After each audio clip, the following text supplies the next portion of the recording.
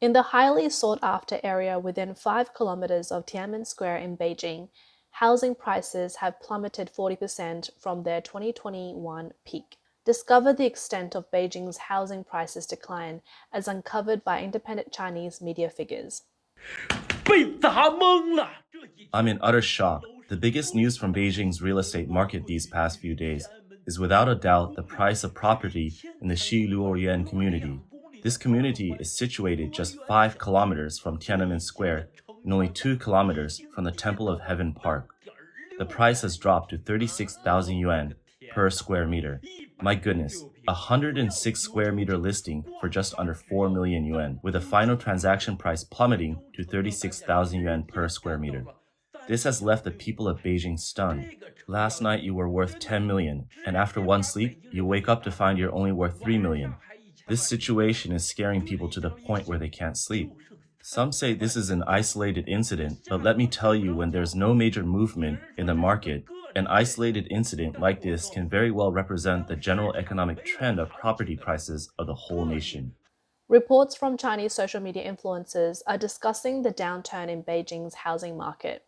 It appears that the dynamic in the real estate market is changing, with buyers gaining more leverage.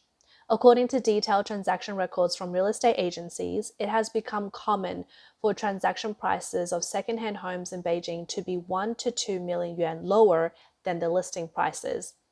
Buyers often start negotiations by asking sellers to drop the price by 1 million yuan before proceeding with any further discussion.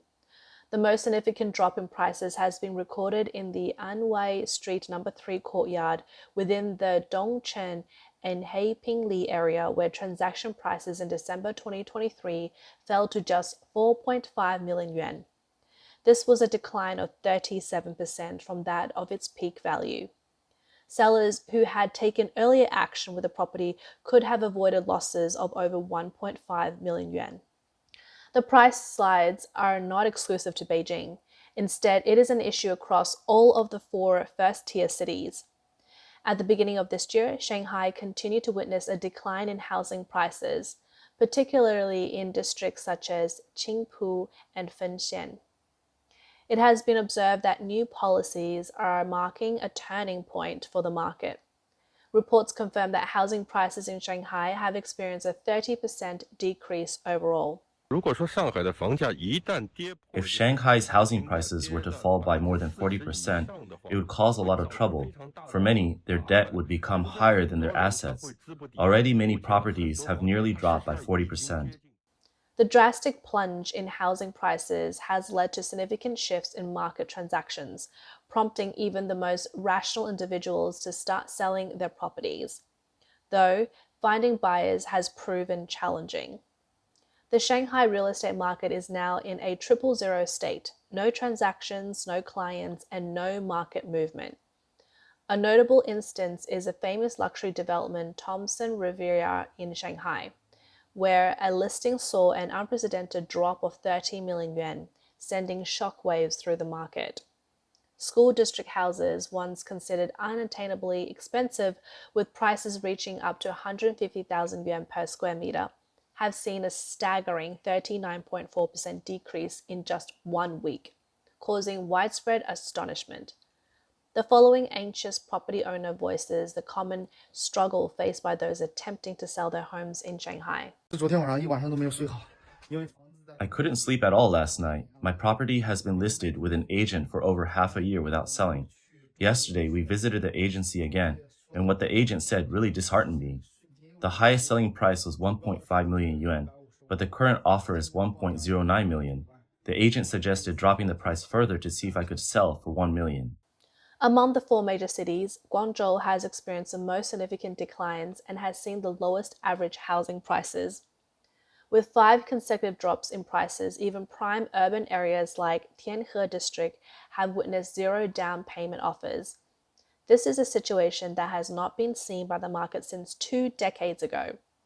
Prices near the metro stations have fallen below the 10,000 yuan per square meter mark, with the most severe price drop in areas like Shenzhen, Ren'an Garden.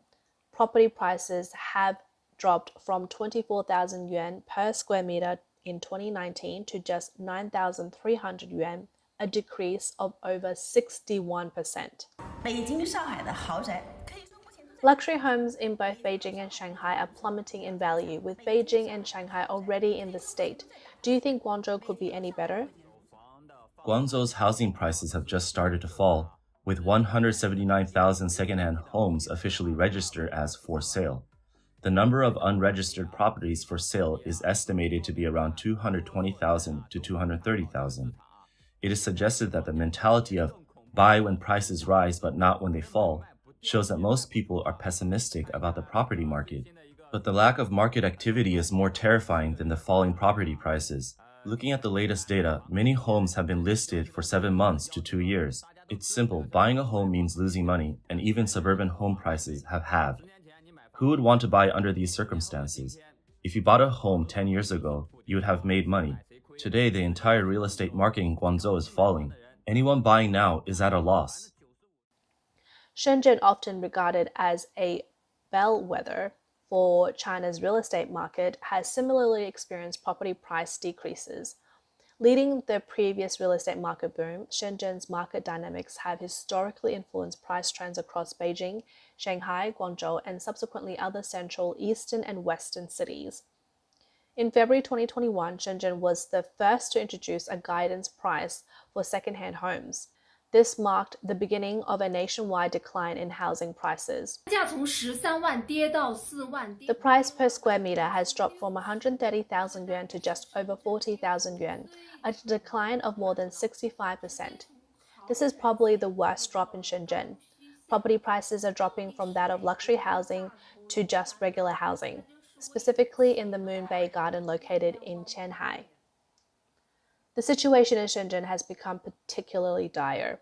Prices are falling back to levels that have not been seen in 7 years, and some more remote properties are dropping to starting prices of just 10,000 yuan per square meter.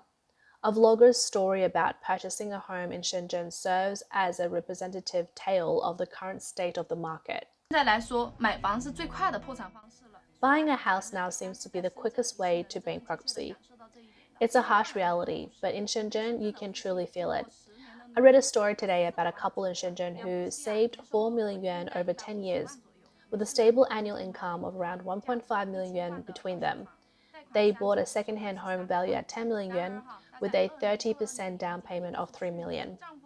But by the end of 2022, the husband was laid off, and over the next 6 months, their income drastically reduced and their savings were slowly depleted. The couple, already under heavy mortgage pressure, considered selling their home. They then discovered after paying the mortgage for a year and a half, they still owed the bank 6.84 million yuan. Of the 677,000 yuan paid in the period, only 160,000 was principal and 517,000 was interest. With the current drop in housing prices, they would have to sell at a lower price. The market valuation is now around 7.8 million yuan. After calculating, they realized they would only get about 1.46 million yuan from the sale. With their current savings down to 500,000 yuan, they barely have enough for a year of mortgage repayments. Yet they still have 28 years of mortgage repayments remaining. Many are now seeing how buying a property will lead to bankruptcy in less than 3 years. Well-known vlogger Li Jieling reported on Weibo that his bank contacted him regarding the recent decline in the value of his home in Shenzhen, which he had purchased with a loan. The bank requested that he repay some of the principal due to the decrease in property value. Li stated that while property prices have historically been on the rise, the loan contract indeed contains a clause requiring additional principal payment when property values fall below the appraisal price. This time, the bank is asking for approximately 500,000 yuan. Li found this alarming as it's the first time he has encountered such a demand. Mortgage professionals explain that although compensating for a shortfall in collateral value is uncommon, theoretically it is possible. Typically, the maximum loan amount from banks is 70% of the property's appraised value, and a price drop of 30% could result in the appraised value falling below the principal amount. As seen in the first-tier cities, with properties experiencing 40% to 60% declines and over 20% declines being even more common, the need to cover the mortgage shortfall could shift from a rare occurrence to a regular expectation. Following Li Weibo's post, a widespread discussion was sparked online. Many homeowners are concerned that drops in property values might mean extra payments on their end, raising fears that their homes could turn into liabilities and potentially risk foreclosure. The downturn in Shenzhen's real estate market has also affected many in Hong Kong. Given the proximity between Shenzhen and Hong Kong, many Hong Kong residents choose to live in Shenzhen. But the drop in Shenzhen's property value has left many Hong Kong property owners stuck with investments made at much higher prices. Previously, many who could not afford homes in Shenzhen turned to neighboring cities like Dongguan and Huizhou to buy property. Driven by Shenzhen's market, prices in Dongguan and Huizhou surged during periods of increases. Now, as the market falls, these cities are experiencing even steeper and faster declines. Yang Hongqu, head of the research institute at Shanghai's eHouse Real Estate Research Institute, a well-known real estate transaction service provider, stated that the market situation in Huizhou is akin to a collapse. He ranked it as the worst in the Guangdong, Hong Kong, Macau, Greater Bay Area. A vlogger's discussion on the well-known Huizhou property development, Country Garden, highlights that its prices are now lower than those in some smaller tier 18 cities. It is dire, and even more so, the housing prices in Huizhou have dropped to a shocking level. A 154 square meter home was listed for 600,000 yuan but was sold for only 250,000 yuan, with a price of just 1,600 yuan per square meter. Recently, the news of a major sell-off by the owner of Country Garden Phoenix Silver Beach in Huizhou has been circulating all over social media. According to experts, for many years, there was a belief among the Chinese that the property prices would only ever rise and never fall. But this belief has now been overturned. Despite official statistics indicating only minor price decreases, the undeniable reality persists. An economy marked by sluggish growth and widespread developer defaults, insights from real estate agents, and unofficial statistics reveal a more grim scenario than what official data predicts, prompting investors to express heightened concern over the availability of timely economic information in China. The spillover effects of China's real estate crisis have raised concerns among overseas regulatory bodies and markets. Bloomberg noted that Chinese real estate companies are offloading their overseas assets acquired during a decade of expansion to alleviate debt repayment pressures. In recent years, the Chinese authority crackdown on high-leverage borrowing by real estate firms has impacted many developers. Notably, Evergrande Group, one of China's leading real estate firms, was ordered to liquidate by a Hong Kong court at the end of January. Additionally, Country Garden, once dubbed as the universe's #1 real estate firm, received a liquidation petition at the end of February. Even Vanke, considered a model of prudent management among Chinese real estate firms, has raised concerns, indicating that the series of defaults within the sector is far from over. Goldman Sachs recently warned clients that China's real estate market continues to deteriorate. According to the American experience with the Chinese real estate market, the price adjustment in China's current real estate downturn cycle has only reached halfway. Under Xi Jinping's administration, access to information in China has become increasingly restricted. Questions about the policymakers' understanding of the market and whether they can craft policies to support demand effectively are continuously arising. The leadership under Xi Jinping operates within an information silo and is disconnected from the digital age. Dependent on subordinate reports, official documents, and news, only positive news are filtered through. Experts believe that this isolation from diverse information sources could lead to an unprecedented level of centralized decision-making by the Chinese leadership due to a limited comprehension of China's current challenges. Xi Jinping's proposed solution to China's real estate crisis seemed to involve a return to socialist housing, with the government retaking control of the real estate market. Xi's new strategy involves the government taking over a larger share of the domestic real estate market, which has been dominated by the private sector for years.